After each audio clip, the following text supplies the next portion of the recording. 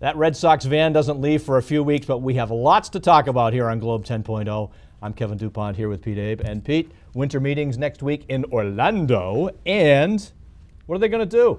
Are they getting rid of Lackey? That's what I want to know. No, I don't think so. No. I think he's so reliable, and they've gotten to this point with him, survived some different things, including his surgery, that they want to take advantage of that. But, yeah, they need some things to happen here. They need Mike Napoli to come back. They need a first baseman. Yep.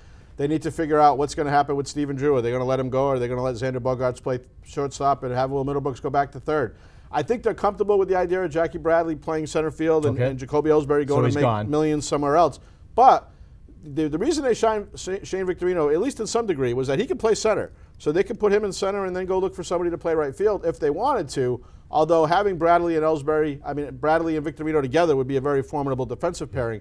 So the Sox have some things they need to do. Interestingly, for the first time in a few years, it's not about pitching. It's about position guys.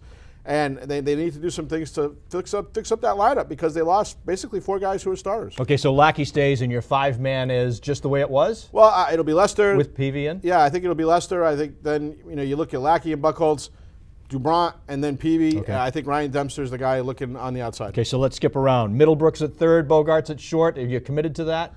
I don't think yet. I think they want to see. I think they would bring Steven Drew back if they could do it on a reasonable deal. That'll depend on what the market holds for him. If they could get him back for a couple of years, I think they would do that and keep the depth that they have on that side. But their projections are that Middlebrooks is going to be a lot better.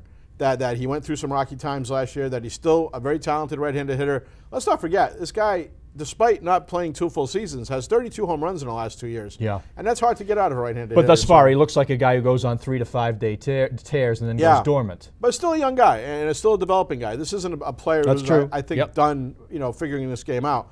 And Bogaerts, to me, it can be their Manny Machado. He can be a young guy, a dynamic player, a guy who changes them in a lot of different ways, and they need to get him in the lineup, whether it's at shortstop or third base. The thing that makes the difference is if he's a shortstop, he becomes one of the best hitting shortstops in the game right that day. So that's a really valuable commodity. So we've covered it all. We've gone down the pitching. We've gone down third base, shortstop. We think Ellsbury is gone. Napoli, they got to sign. Quick on the catchers. Well, there seems to be some kind of disconnect with Saltalamacchia. I think it's going to be David Ross and somebody else, and I bet they make a trade to find that guy. Okay.